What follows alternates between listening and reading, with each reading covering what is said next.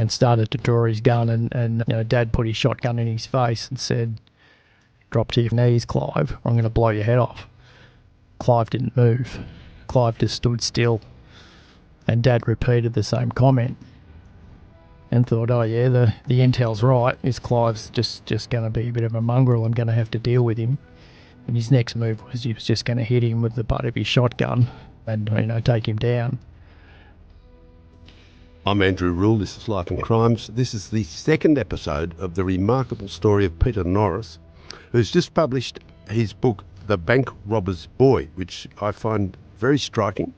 And he's been kind enough to share some of his stories with us. And today we're launching the second episode, which takes us from his early days as a little boy to the middle stages where he heads across the Nullarbor with his father, the bank robber, to find a version of a new life and a new beginning, and probably another ending. Great to be back. At the end of the first episode, we've got Peter leaving Beltara, the state government institution, and a family turn up and take you in. You are escorted into a house with your own bedroom that was much better than anything you'd ever lived in before. Yeah, it was amazing. Where was that? Yeah, that was just in Kew, just out in the suburb. Yeah, that's all right. Nothing wrong with nice, Kew. Well-to-do. Yeah, so there was... Which street, you remember? I don't remember the street, no. No, I know. I just remember walking to the house and everything was perfect. Mm. And there was two boys that had all these belongings that they just completely disregarded, and I was just in awe of the things that they had, all the toys, all the books, all the things. And I was given a copy of a book called The Never-Ending Story. Yeah, by that family. By that family, by the mother. Right. Yeah, just as an act of kindness. What was her name? I think it was Heather, I believe. Yeah, I think. And were they kind to you? She was kind to me. Yeah. Yeah. So he was... It was her idea to... It was her idea. Yeah. It was definitely her idea. And I believe he didn't like the idea, so I was made to sit at a separate little table in the kitchen, not with the family.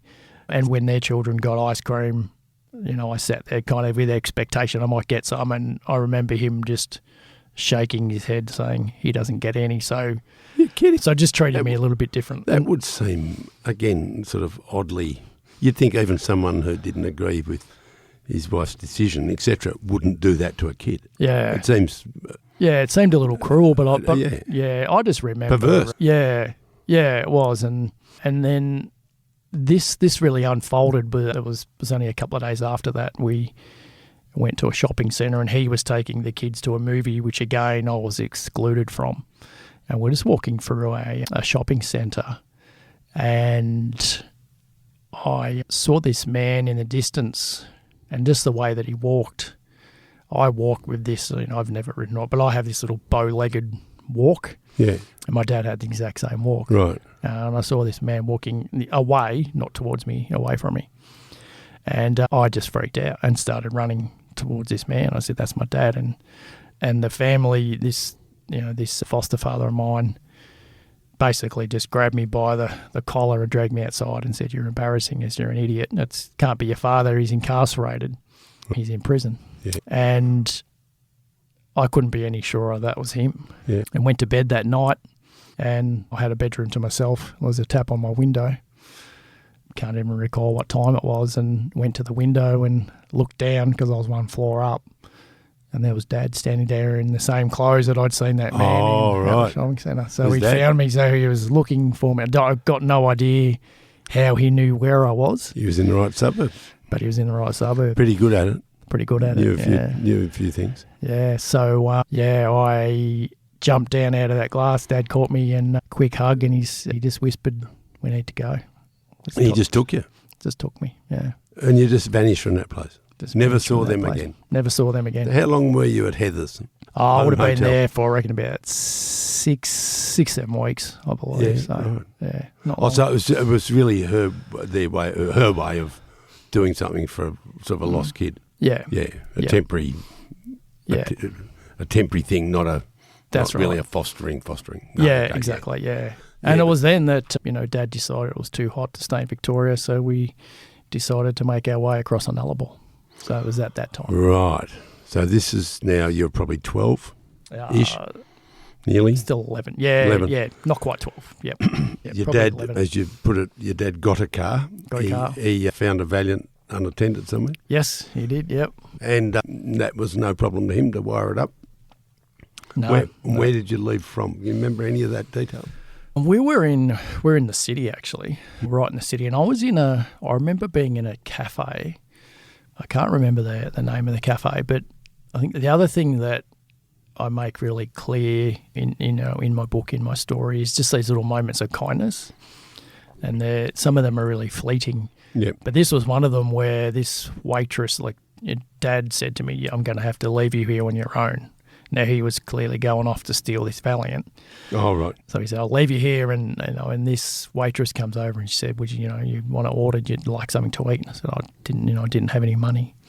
And she came back and she had this warm kind of blueberry muffin that she'd prepared for me. And next minute, Dad runs in the door, pretty much says, we've got to go right now. So I'm leaving the muffin and running out the door, but this waitress runs out with us and hands it through the window of the hot car as we're driving away. And so it's just these little moments that kind of stick. And that's lovely. And so you headed west. You remember that road out through Ballarat, I suppose, or something? Yeah. Yep. I guess. Yeah, and then out into the Nullarbor, where had some beautiful moments, but also some tough conversations with Dad. This was a really probably a pivotal moment in our relationship in my life. Old enough and intelligent enough and thoughtful enough to have sort of come to a few conclusions at this age. Yeah. What was that pivotal conversation? Yeah, look, part of it just came out of me being curious and wondering why we were always on the run. Yeah. And I think my mind had ticked to the point, well, it's got to be more than, just minor discrepancies, or minor crimes if we're constantly moving states. And I said to Dad, just tell me about one of your crimes. And in some ways, I was just trying to get a gauge on, the person he was and the things that he'd been up to. And this particular conversation, he told me about a bank robbery that he'd performed in Sydney, and his role was to take care of a particular security guard. Clive was his name, and Clive was known to be a real mongrel and was going to be the problem security guard. They thought the rest of them would just lay down when they're told to.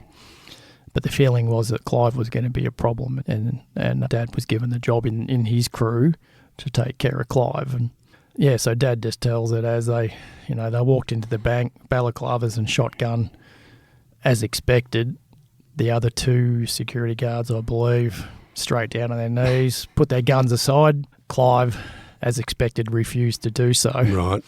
And started to draw his gun, and Dad put his shotgun in his face and said, "Drop to your knees, Clive, or I'm going to blow your head off." Clive didn't move. Clive just stood still. And Dad repeated the same comment and thought, oh, yeah, the intel's right. This Clive's just going to be a bit of a mongrel. I'm going to have to deal with him.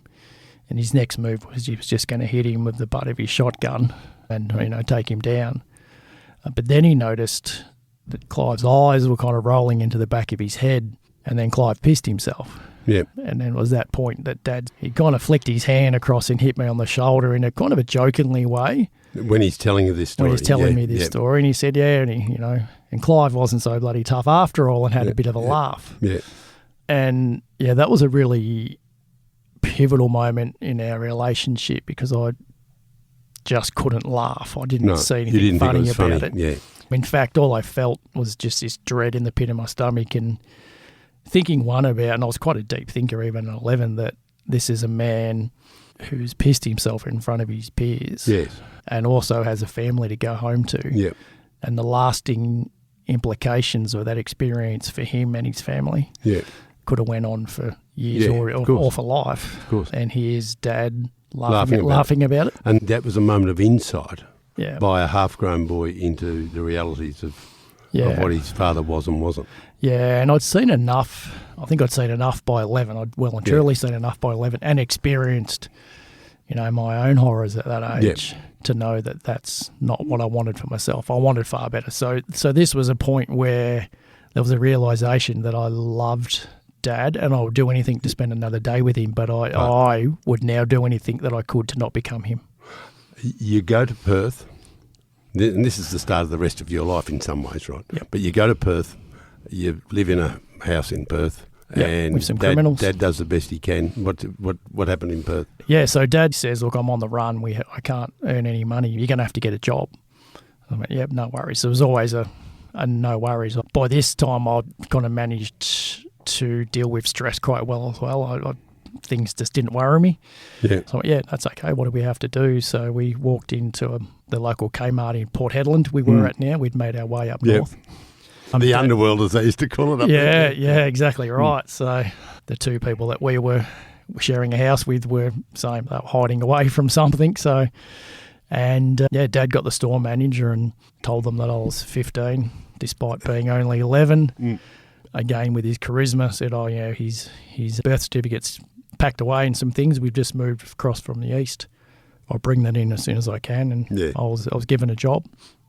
And, initially I just worked, just as a shop assistant, filling shelves and helping customers. And I made the decision to make the most of that opportunity for Dad and I, and put my head down and worked really hard and sort of didn't get caught up in any of the, the bullshit between workers and all the other stuff that was going on. And it would have only been, I think, 5 or 6 weeks, and I got called in to the office. There was an announcement across the loudspeakers, the Peter Reynolds.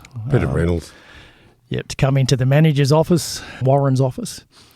And I walked in and Warren said, I've got all these feedback forms, Pete, and they're all just amazing. And he said, I haven't sort of seen anything like this for a very long time. How do you feel about taking on the management of one of the departments? You'll have some staff and there'll be an increase in your pay. And I said, yeah, absolutely. I'd love to take that. And, and that meant that the little yellow envelope that I took home to Dad every week had a bit more cash in it, which gave us some more choices. You're about to turn 12. I was about to turn 12, hadn't turned 12 yet.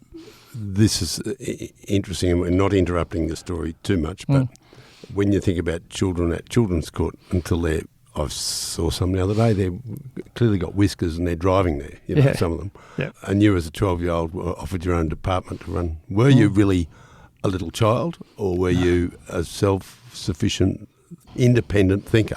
No, I was a very, self-sufficient, independent thinker at that time. I didn't really bounce anything off even Dad at that point. I kind of just made my own mind up and you did, and went with it, which is probably why I succeeded in this role. And even with the management of this department, I just did exactly the same thing. The thing that I found was, and it really hasn't changed today, is just a bit of kindness and good customer service to people. And that put me above everybody else who just was there going about their day, not really having a crack. Not really trying. Not really trying. I was able to unload a pallet, 3 times as quick as anybody else and get back to my job. And so again, it was only 4 weeks later and I was handed another 2 departments as some other staff had either been fired or had left. So I was running 3 departments before my 12th birthday. I had a whole team of people underneath me. This is the God honest truth. Swear on the bank robber's boy. Yep. Yeah. Absolutely. That is magnificent. And what sort of shop was that? It was Kmart. Kmart. Yeah. God almighty, isn't it wonderful? So, and again, there's a store manager, Warren, who, at the time, whilst I was 11, may have been in his mid-30s. So, Warren could still be around as well. So that'd be unreal. So, I wonder what his surname was. Remember that? Yeah, no, I don't. Yeah. Warren from Port Hedland. From Port Hedland. And how did that end up? Well, you can guess how it ends up. It ends up with the law catching up with Dad. Yeah, it does, yeah. And how did that happen? Why did it happen? So what had happened was one of these criminals that we live with from time to time would come across and pick me up from work and walk me home. Now, I was really wary of this particular person. I'd just been paid with my little yellow envelope, and Dad always said to me I was allowed to buy a couple of comic books. So at the time I used to buy the Archie and Richard Rich comics. Yeah. And so I bought one each of those and I had them under my arm, and this individual came to pick me up, and we used to have to walk across this sort of red dust paddock to get to the house. And he stopped me and grabbed me on the arm and just I just had this weird kind of gut feel. And he was asking me about, there was a girl, Jacinta, at Kmart who was nearly 16 who took a liking to me, who thought I was 15. Yeah. And she kept inviting me to parties. I kept saying no. Anyway, he said, "Oh, have you done it with that Jacinta yet?" And I just, felt disgusted by that. And I said, just, don't speak to her about that. And then we walked for a little bit more, and he grabbed me in again. And I said, "What do you want?" And he said, "You know what I want." And it hit me that this was a sexual thing. Yep. So I threw my comic books down and ran, and I was a really good runner. Yeah. As a youth, despite sort of not having much school, but, I could run like the wind. So I ran home, and Dad wasn't home yet in this house, so I barricaded the bedroom that Dad and I shared just with an old wardrobe and laid in there until Dad got home. And at first, Dad could tell I was not myself, and I didn't tell him. And, a couple of hours later, I told him what had happened. I drifted off to sleep and woke up to the sound of breaking glass and sort of walked out into the lounge room, and the two males that we shared a house with, one was unconscious across the coffee table. The other one might as well have been unconscious. He was not moving. He was on the ground in a pool of blood. So Dad had obviously dealt with that. And then we hopped in a car, found somewhere else to stay, and I went back to work the next day, and again had this call over the speakers, Peter Reynolds to the manager's office, and I went, "Oh, geez, am I getting another department? Well, this is great." Walked into Warren's office, and there was two detectives flanking his desk. Yeah, the two guys had dobbed Dad in. Oh, that's not good. Can't say for that for sure, but it seems that was what had happened. And so their code wasn't that strong? Their code wasn't that strong, no. And then, so Warren sort of came out from around the desk, and I expected him to be angry, but he sort of just looked at me and just goes, "I've just got no idea how you've managed to do this as an 11-year-old." And then I was taken out to the police car. So I sat in the car waiting with one of the police, and one of the detectives, the other one was obviously dealing with whatever had to be done. And Warren came out and he handed me my pay slip, and he said, "You've earned this." So he paid me for the work that I'd done. And it wasn't until later on that night that I'd opened up that pay slip. Yeah. There was 2 extra weeks pay in there for me. Oh, beautiful. In cash. Yeah. And a little note, which I detail in my book, it just said, "I'm only disappointed that our journey has to end, and you'll make a great leader one day." Signed off by Warren. And today, which is again because of him, not because of his kindness, but it certainly helped that I'm a CEO and lead a team of 100 today. So that's quite nice. Hi, it's Gary Jubilant here. Do you want a real and raw look inside the world of crime? Well then check out my podcast, I Catch Killers, where I interview people from all sides of the law. I draw my firearm and I went into fight mode. I wanted to find and confront this gunman. I'm not getting verbal, am I? I shouldn't have trusted you. See, I'm trying to open my mind up to defence barriers. I know, it's just begging to be said. Yeah, fair call. We have amazing guests every week. Search for I Catch Killers wherever you get your podcasts. So Dad's been arrested. Yep. Yet again. Yep. You've been busted as a kid doing a man's job. Yep. And so where did you go, and who took you there? Yeah, so the police took me there. I just went off to a little respite centre I believe it was in Claremont in WA.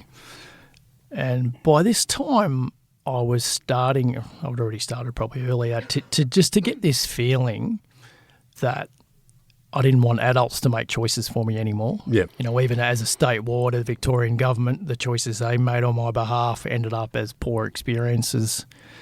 So, after I think realising that I'd had enough of adults making decisions for me, I'd been shipped away by the police to another respite centre, this time in Claremont. I stayed there for one night, and then the next morning, I just grabbed the belongings I had, which again, some photo albums, Tom the Turtle, my teddy bear, and a few belongings, a few clothes, and decided that I was just going to live on the streets for the next few months in Perth. Yeah. And which I did. Yeah. Went to Kings Park, obviously a big expansive spot in the middle of Perth. It is. And interestingly met I suppose not unlike, this code that I said Dad had with his criminal crew, there was a whole crew of homeless kids that, normal society wouldn't certainly at the time, wouldn't have known existed. Yeah. And we would steal clothes off people's clotheslines at night time to stay warm. We wouldn't wait for the bread and the milk deliveries that would arrive at the cafes at 5, 6 a.m. in the morning before they open, and we'd grab those and steal those to eat and drink. And whenever, there's certainly myself and another individual, we managed to rob a nightclub safe one evening that was left open, and managed to get a heap of cash and took it back to this warehouse where we were all sleeping, and woke everybody up. And we fed everybody and went into McDonald's, and we ordered 100 cheeseburgers and 50 Cokes and all this. And, I remember the girl behind the counter just looking at me as if I was just having her on, and slapped this cash down on the counter. And, there was this cheer of these 50 homeless kids behind me. So it was this code of, if one of us ate, we all ate. Yeah. And to me, that sort of still sticks pretty heavily that, we looked after each other. How long were you doing that? I was doing that for a couple of months. That was a moment, just a time where I just needed to remove myself from adult decisions, and it was an unsafe space to be. Yeah. There was lots of moments where we had to run from danger, and, there was sort of lots of different crews of kids getting around, many that weren't as nice and kind as we were. They were out to hurt people, so we managed to talk our way or run our way out of lots of different situations. And you slept in the park or in the warehouse? No, a couple of nights we did, but we managed to find an abandoned warehouse and there literally would have been 50 of us who just found our little corner and looked after each other. And how did that end? Yeah, I had this pull to get back to family, and I knew that my sister lived in Shepparton, back in Shepparton. Kelly or Tina? Tina, my oldest sister. So Tina, who'd been almost killed on a motorbike at Bendigo before you left Victoria. Yeah, that's right. It's a whole other story, but you'd held her hand thinking she was dying. Yeah, the priest came and said prayers over and last rites, and we expected to lose her, but her. She pulled through. Yeah. So at 16, she managed to get special permission to get married. Right. So I suppose where my escape was to just remove myself from adults, hers was to get married to a much older man. I think that was just a way of trying to find security and safety at the time. Of course, that didn't last. No. But surprise. But at the time, it was the right thing for her. Yeah. So I decided one day that I would hitchhike from Perth to Shepparton. So I started this journey. It's a fair way for a 12-year-old. Yeah. Yeah. In fact, I had my 12th birthday whilst I was hitchhiking. Really? Where was that? Yeah. Well, I ended up getting caught in Eucla. Oh, right. So I'd made my way. But again, talking about moments of kindness, I had, one man in his 50s who picked me up and took me a fair way in the direction that he was going. And before he sort of diverted off a different way, he stopped and bought me a bag of all different types of food and bottles of water and things to take on my journey and just wished me luck. But anyway, I got picked up in Eucla by the police. Was your name on a list of... No, I actually think at the time it was probably just an 11-year-old just walking through town with hitchhiking, and someone had probably found that strange. Yeah. Despite although you did look 15. I did look 15, yeah. I was quite tall for my age. And anyway, look, and then, the police reported that back to the Victorian government, obviously, where I was a state ward, and they decided then to return me to Victoria anyway, to my sister. To your sister, Tina, the married one? Yep. Where was that? Your Shep? In Shepparton, yeah. So they actually allowed me to live with her temporarily. So I got what I wanted at that stage. And that's the end of our second episode with Peter Norris, the bank robber's boy. Next week, in our third and final episode, we will find out what happened when Peter got back to Victoria and was reunited with his big sister, Tina, in Shepparton, which was actually the beginning of another beginning, which was probably the real big one in his life. Thanks for having me back again, Andrew, and yeah, look forward to coming back and having another chat. Thanks, Peter.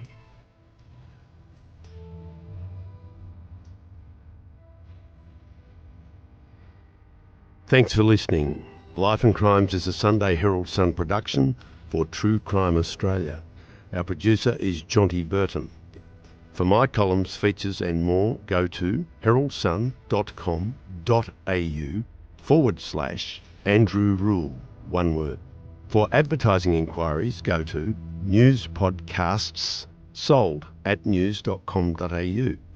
That is all one word, newspodcasts sold. And if you want further information about this episode, links are in the description.